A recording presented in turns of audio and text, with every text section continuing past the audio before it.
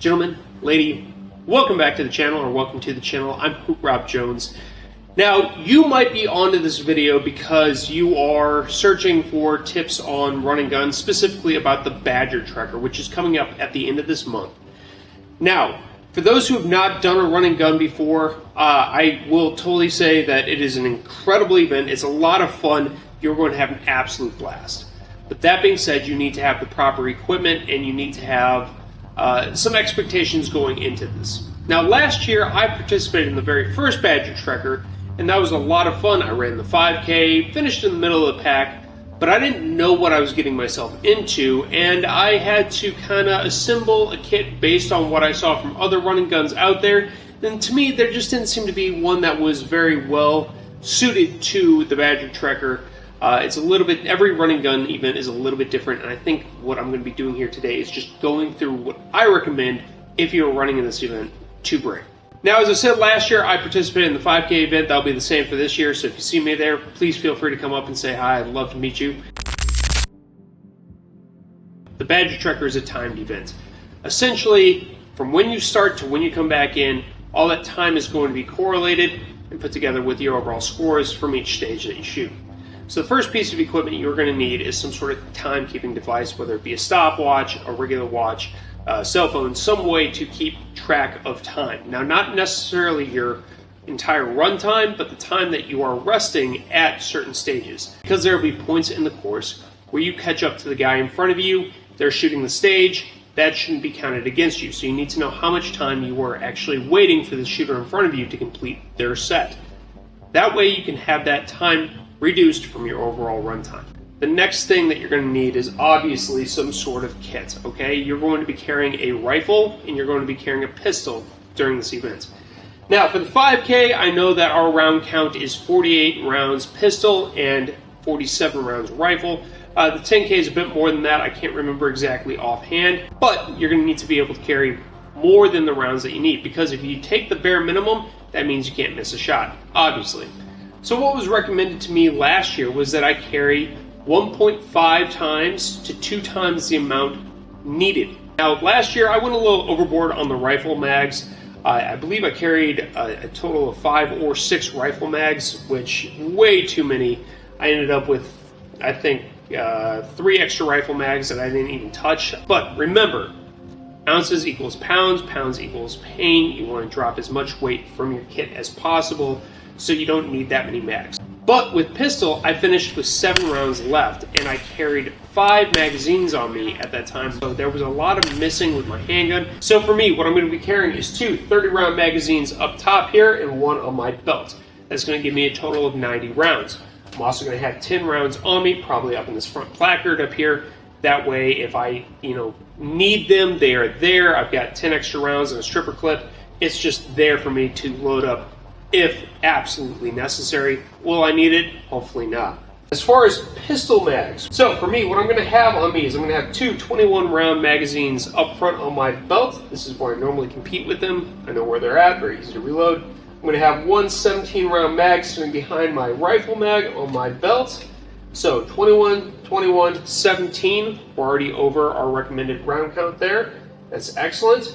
So then I'm also going to have a 17-round magazine up here on this side of my rig, and then a 30-round magazine. I know it's a big one, but it's something that I'm going to have just in case. That way I'm well over the mark for that 48-round count. My round count in total for pistol is going to be 106 rounds between all of that. I think that's going to be more than enough, again, hopefully.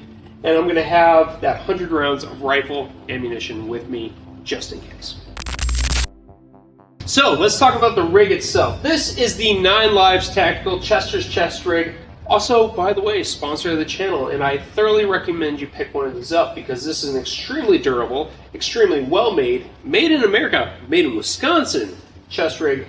They are very, very good, great quality. The stitching is incredible, and you're talking about 150 bones for essentially what you have here. This thing is absolutely worth it. I've been training with it. I love it. It's a very good chest rig, and I recommend you pick one up today. It's going to be perfect for the Badger Tracker. Why? Well, because it's got a lot of extra pouches that I'm not actually using along the sides. Up here, I've got 2 extra rifle pouches, and then I got these 2 front ones. I might stick something, I don't know, lickies and stickies or Band-Aids or something in there. I don't know. Something might go in there. I might just leave it. But the other thing that I found last year is that even though you're going out with everything in mind, essentially you can't have enough pockets. Like you just end up finding stuff along the way, like whether it be a magazine that you're like, oh, I partially use this magazine here, I don't want it in my front position where I'm going to do a reload, I'm going to stick that up here, I'm going to shift things around. Long story short, you can't have enough places to stick stuff to make sure that you are adequately running this event. Up in the front placard here, that's the important part now, we're going to go over to what I'm carrying. I'm going to have my phone on me just in case. I never go anywhere without the ability to call 911 just in case. Obviously, I've got medical with me. We'll go over that in a minute. But up front, I'm going to have some of this frog fuel here. This stuff is great. If you want more information on this, please let me know in the comments down below. But I'm also going to carry a little multi-tool here. I've got Allen keys that fit all the things that I need them to fit, a little screwdriver on here, and a little pry, as well as just this little bike knob. And the really cool part about this one, it's a bottle opener as well. So yeah, just kind of everything you need up front, a tiny little compact package. Again, not loading this up too much. Ounces equals pounds, pounds equals pain. We cannot cover that enough. Another thing I'm going to have on me during the course is going to be this little wet rag here. These are really cool. You get them damp and you just kind of spin them like that. They get nice and cold. You can wrap them around your neck to kind of cool yourself off. Core temperature is going to be a thing. Last year it was very hot when we competed. Hopefully this year it does not stay super hot. Down to the belt, I have a defensive mechanisms belt here. This is a wonderful belt, very hardy. You're going to need to have a pretty good belt, and it might not be too late to go find one or get one. There's a couple options you could probably order in pretty quick.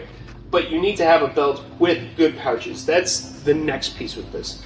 All of your pouches need to be good. I use S-Tech pouches for everything down on my belt. They are probably one of the better pouch manufacturers out there. Blade Tech is also another one that I really like. But you need something that's going to have a lot of retention so that you can actually pull the mag when you need it, but it's not going to come flying out of you as you're running or doing anything with obstacles or lifting or whatever it might be. I also carry a tourniquet with me, no matter what. In fact, I've got 2 on me. I've got a medical, I've got a little IPAC on the back of this belt. There's a tourniquet in there too. I've got one over here. In fact, I might even throw one up in one of these pouches here. Hopefully we don't need it.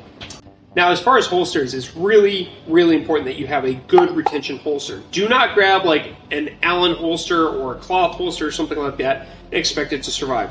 You want something that's going to have at least one level of retention on that, whether that be a loop like this one has, or that be a thumb lock. I do not recommend circle holsters, but if that's what you got to use, I guess that's what you got to use. So for me, I'm going to be using the Safariland QLS ALS in combination with the Blade Tech. A lot of people are probably going to be running the Safariland system itself. I like to have that quick disconnect option on there from Blade Tech. It's a great system. The Safariland system is awesome as well. Dara and Alien Gear also make really good systems. If you don't have one of these yet, go get yourself a Safariland that's just even a belt lock one, something that's going to retain on the belt. Even if you move upside down, you fall over, something like that, this needs to stay attached to you, okay? Now on the back side of my belt, I have a dump pouch, and that I thoroughly recommend having. Again, you just have shit that comes off of you or you need to put it somewhere quick, stow a mag, whatever. You can put it away later in a better spot, but if you're moving quick, you're going to need to be able to put stuff away fast. Other thing that I have back there is I have these gloves. I like to have the gloves. I don't know if we're going to do any rope work. I kind of doubt it, but these give me a little bit of extra grip. If I'm crawling around on the ground, I like to have the gloves on. I'm not going to lie. Gravel sucks on your hands, especially if you get tiny, soft hands like mine. So I've got the USMC gloves. You can find these over at Americana Pipe Dream Apparel, another great Wisconsin company. Fantastic Zoomers, getting after it in the inline space. No, these guys, these gloves are great, and they're like 25 bucks. Super cheap, super effective, really nice gloves. Other things you're going to need to have eye and ear protection for sure. Like that's not even a question. A lot of shooters, you're going to need to have your ears covered. You're shooting at steel targets, eye protection, even if you feel like you're a world champ, those are absolutely required and necessary. Get yourself something that's anti-fog. Definitely recommend that. Even last year with these crossbows right here, got a little fogging going on while I was at the back of a vehicle shooting at distance. Just at the end of that, last couple targets, I'm starting to fog up over the one eye. So I do recommend getting something that is anti-fog or at least fog resistant. Last year I also used a baseball cap. Now I like baseball caps for the fact that they are great at protecting your head and all that from the sun. This year I'm going to be using a bandana just to keep the sweat off my brow. That was something that I found last year while running this. I was getting sweat dripping down underneath my eye probe, which was really irritating and annoying. And if anyone's ever had that happen before, you know how much I can burn.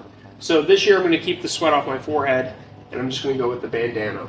Final note on this kit, you'll notice that I don't have any hydration. If it is hot, I'm going to carry one 16 or 12 ounce bottle of water with me, and that is it. It is a 3.26 mile, whatever, 5K might be, in freedom units. You don't need that much water. If you're well hydrated in advance, which you need to be well hydrated, and you've got water stationed ready for you when you get back in, you're going to be absolutely fine. If it is super hot, sure, I'll take some water with me, but not too much. So make sure you are well hydrated before you run this event, because if you go into this event hungover, or you're heavy night before, or you haven't been hydrating, you're going to get screwed, guaranteed. Next, let's talk rifles. Okay, a couple things to note about rifles. There was a lot of different types of rifles there last year. So some AR-10s, a lot of AR-15s, a couple AKs, a Tavor, which was neat, and then a G3. That guy was based. Okay, you're running a G3 during a run and gun event, man, you're making your life hard without having to do so. But as far as rifles go, I'm going with an AR-15. Very simple. They just work. They're reliable. I love the AR-15 platform. But make sure your rifle is set up and ready to go for the ammunition you're running. That was something that I did not have last year. If you got an adjustable gas block, make sure it's set up for that ammunition. You do not want to be dealing with a lot of issues because you were overgassed or undergassed during the event. Again, I have Allen keys for that, but you don't want to be dealing with that on the course. Streamline your rifle. Take all the stuff you don't need off of it. For instance, this white light is coming off. I don't need that. This is a daytime event. And there's going to be times where you're actually making shots. Last year, one of them, we came up to a barricade and we had to turn our rifles basically sideways to make that shot. So, this is in the way of that. I'm going to just take it off the rifle before the beginning of the event. Optics. Make sure it's zeroed, okay? If you don't have a zeroed rifle, you are screwed. Make sure you're zeroed whatever optic you are running. Now, it doesn't matter what you're running on there. If you're running irons like a Giga Chad, that's absolutely awesome. If you're going to be running a magnifier plus dot or just a dot, or if you're running an LPVO like me, whatever you're doing, make sure it's zeroed. For me, I like the LPVOs. Variable magnification's a lot of the reason why I think I completed fairly well last year. Having a good throw lever is also nice.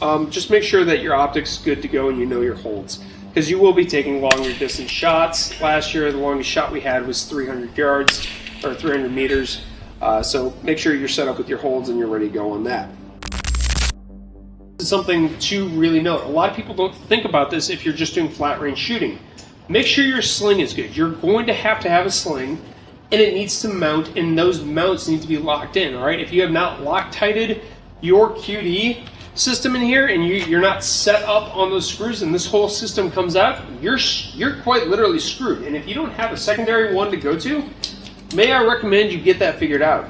Also, your sling needs to be appropriately fit for you. You do not need to be sitting there trying to figure out a sling day of. So, something I'd recommend if you have not done this is practice just, going sling on, being able to open that up, be able to get to it. If you need to, punch through and roll it around to your back, having that and just sucking it tight. These kinds of things matter.